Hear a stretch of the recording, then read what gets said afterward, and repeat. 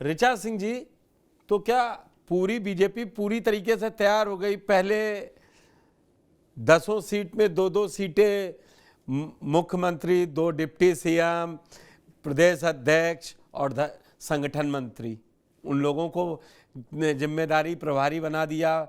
खैर, उससे पहले सुपर 30 की भी टीम तैयार हुई थी। अब पूरी तैयारी है, रोजगार के मेले हैं। 20,000 संविदा पर आज नौकरियों का भी ऐलान हो गया है। 10,000 परिवहन विभाग में और 10,000 शिक्षक एडुकेटर रखे जाएंगे। तो अब की कोई गलती 24 वाली नहीं दोहरानी है। वो जून था, या अक्टूबर हो या नवंबर हो।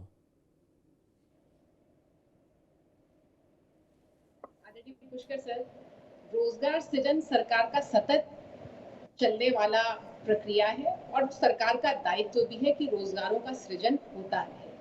और ये जिन रोजगार मेलों की आप बात कर रही है, कोई पहली बार नहीं हो रहा है। 2017 से लगातार उत्तर प्रदेश की सरकार रोजगार मेलों का आयोजन विभिन्न जिलों में करवा चुकी है। गाजियाबाद में, लखनऊ में, गोरखपुर में, शाहजहांपुर में, बरेली में, कानपुर में, अन्य कई जिलों में रोजगार मेले का न सिर्फ सृजन किया गया, रोजगार मेले लगाए गए, बल्कि लोगों को रोजगार, युवाओं को दिया भी गया। सपा और बसपा के शासनकाल में जितनी नौकरियां दी गई, उससे अधिक नौकरियां अकेले मिलाकर भारतीय जनता पार्टी के शासनकाल में दी गई, जिसमें 2 लाख से अधिक प्रत्यक्ष रोजगार है, सरकारी नौकरियां हैं, और लगभग 6 करोड़ से अधिक अप्रत्यक्ष रोजगार है, जो कि इंफ्रास्ट्रक्चर में डेवलपमेंट के माध्यम से युवाओं को, उत्तर प्रदेश की जनता को मुहैया कराए गए हैं और इंफ्रास्ट्रक्चर का डेवलपमेंट हो रहा है।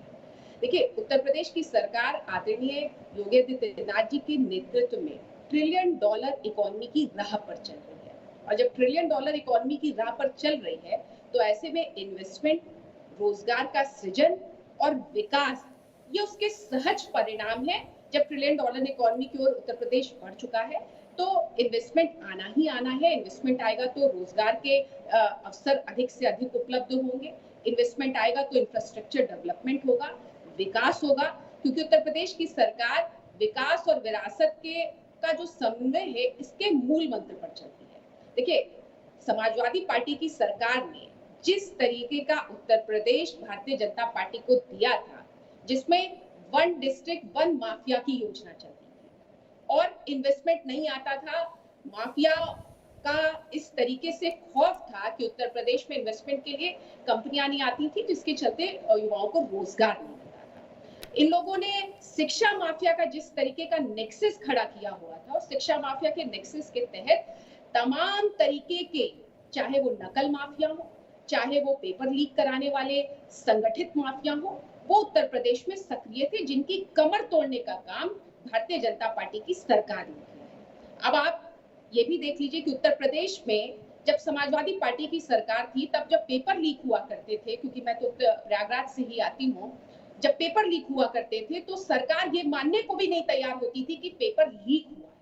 आज जब उत्तर प्रदेश में कोई इस तरीके की घटना होती है, तो हम उसको तत्काल स्वीकार करते हैं। और आप देखिए कि पिछली बार फरवरी में जब इस तरीके का वाकया सामने आया और पेपर आउट हुआ, तो सरकार ने इसको तत्काल स्वीकार किया और रिकॉर्ड समय में सबसे बड़ी सिपाही भर्ती की प्रक्रिया चल रही है और फुल प्रूफ चल रही है। सारे नकल माफिया उत्तर प्रदेश छोड़कर जा चुके हैं।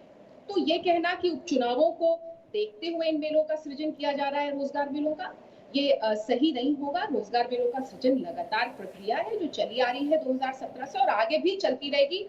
अगले 2 साल में 2300 रोजगार मेलों के सृजन का जो इस उत्तर प्रदेश की सरकार का खाका तैयार है, जिसके माध्यम से युवाओं को रोजगार उपलब्ध कराने का प्रक्रिया पूरी की जाएगी। और तमाम सरकारी नौकरियां, 2 लाख से अधिक पद हमने भरे हैं और आपने देखा कि 60,000 सिपाही भर्ती की प्रक्रिया चल रही है। हायर एजुकेशन में वैकेंसीज निकाली जा चुकी है, उनकी प्रक्रिया चलने वाली है। तो उत्तर प्रदेश आज $1 ट्रिलियन इकोनॉमी की राह पर बढ़ चुका है और जीडीपी में आज उत्तर प्रदेश का महाराष्ट्र के बाद, क्योंकि हम जब रोजगार की बात कर रहे हैं और जब हम युवा यहाँ बैठे हैं, तो हमें फैक्ट्स पर भी बात करनी होगी आदरणीय सर। तो आज जीडीपी में उत्तर प्रदेश महाराष्ट्र के बाद सबसे बड़ा योगदान दे रहा है, जबकि समाजवादी पार्टी की सरकार ने बीमारू राज्य हमें सौंपा था। आज शिक्षा माफिया खत्म हो चुके हैं, भू माफिया खत्म हो चुके हैं और उत्तर प्रदेश में लगातार इंफ्रास्ट्रक्चर डेवलपमेंट के मॉडल पर कार्य हो रहा है। ठीक है, तो ये जो हमने या हमारी रिसर्च टीम ने जगह जगह जो रोजगार मेले बताए आपको, वो शायद प्रोसेस में थे, ये इन 10 सीटों पे चुनाव नहीं है, आप ये कहना चाह रही हैं? बिल्कुल इन पर उपचुनाव है, क्योंकि चुनाव जो है लोकतंत्र की एक प्रक्रियात्मक घटना है। तो चुनाव तो जहां पे सीटें खाली हुई हैं वहां पे होंगे ही होंगे, बिल्कुल। लेकिन रोजगार सृजन सरकार की सतत प्रक्रिया है, उनका भी आयोजन किया जाएगा। उनका सिर्फ चुनाव से लेना देना नहीं है, केवल चुनाव के समय। ठीक है ऋचा जी, एक छोटा सा सवाल ले लीजिए। क्या ये संविदा पर और थर्ड पार्टी के थ्रू जो ये 20,000 नौकरियां निकली हैं, तो क्या इसी मॉडल पे काम होता रहेगा क्या, कि अब संविदा पर नौकरियां मिलें? इसको आप बेहतर मानती हैं? नहीं, बिल्कुल कोई एक मॉडल नहीं है। तमाम सरकारी नौकरियां भी, मैंने आपको बताया कि 2 लाख से अधिक प्रत्यक्ष रोजगार दिए जा चुके हैं और 2 लाख से अधिक भर्तियां की जानी है, जिसकी प्रक्रिया 60,000 सिपाही भर्ती के माध्यम से शुरू हो गई है। उस और भी लगातार उत्तर प्रदेश की सरकार कार्य कर रही है। आज संविदा पे जिन भर्तियों की घोषणा की गई है, ये भी भर्तियां की जाएंगी और साथ ही साथ अप्रत्यक्ष रोजगार के भी अवसर सृजित किए जाएंगे, ताकि युवाओं को, क्योंकि भारतीय जनता पार्टी युवान्मुखी, जनोन्मुखी और जनता की महत्वाकांक्षाओं को देखते हुए चलने वाली सरकार है। हम विभिन्न माध्यमों से रोजगारों को सृजित करने का कार्य कर रहे हैं। ठीक है, नेहा यादव जी, ऋचा जी के कई जो बातें हैं उन पर आप अपनी टिप्पणी करना चाहेंगी, लेकिन पहले मेरा एक सवाल ले लीजिए। बधाई दे दीजिए योगी सरकार को कि 60,214 सीटों की जो भर्ती निकली थी, पुलिस भर्ती, उसमें अब की लीक वाला कोई मामला नहीं हुआ, फुल प्रूफ परीक्षा करा ली। कि उसमें भी आपको कोई है टिप्पणी करनी? क्योंकि अखिलेश जी का कल जो ट्वीट में देख रहा था आज, कि ये जो लोग परीक्षाएं छोड़ रहे हैं, 1/3 लोग परीक्षा छोड़ गए इतने लोगों में, तो ये जांच का गहन अध्ययन का विषय है। आप लोगों को मतलब किसी ना किसी चीज में खराबी जरूर दिख जाएगी। अब पेपर लीक नहीं हुआ तो लोग परीक्षा क्यों छोड़ रहे हैं?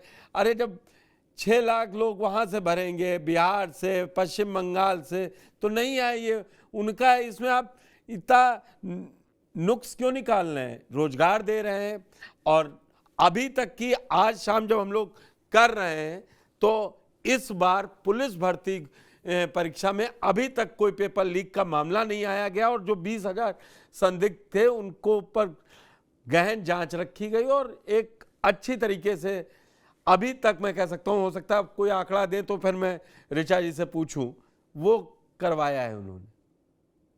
जी देखिए पुष्कर जी, आपके सवाल बहुत अच्छे थे और आपने उसी तरह से सत्ता पक्ष के प्रवक्ता से भी पूछा। वो बात अलग है कि उन्होंने जवाबों को बड़ा जलेबी किया और इमरती की तरह घुमा फिरा करके दिया और सटीक और सही जवाब नहीं दे पाई।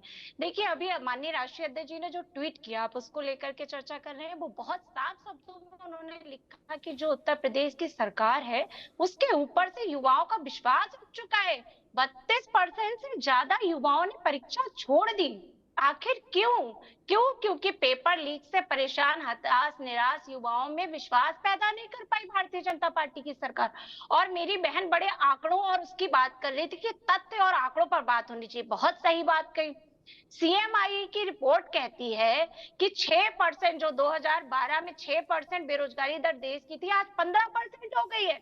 और 19 से 24 वर्ष के जो युवा हैं, 19 से 24 वर्ष के युवाओं की 45% बेरोजगारी दर है इस देश में। इस पर इनसे चर्चा करने को कहिए तो ये लोग जवाब नहीं देते हैं। रही बात, अब करते हैं रोजगार मेले की। रोजगार मेला कहीं ना कहीं युवाओं को धोखा और छलावा देने की एक नई प्रक्रिया है। इनकी कोई मंशा, भारतीय जनता पार्टी की कोई मंशा रोजगार देने की नहीं है, पहले भी नहीं दिए। पिछले 10 साल होने जा रहा है योगी सरकार को। आप नहीं, अभी 7 साल हुए हैं, आप तो 3 साल और बढ़ा दिए, 27 में भी ले आएंगे क्या?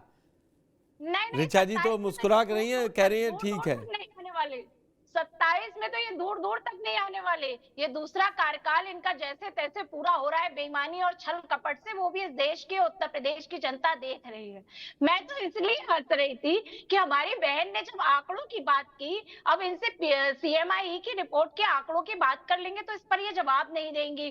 पीएलएफएस के आंकड़े भी मैं बता दे रही हूँ, इसमें भी इन्होंने पीएलएफ आंकड़ों में भी 15% से ज्यादा बेरोजगारी दर दर्ज की गई, उस पर भी ये जवाब नहीं देंगी।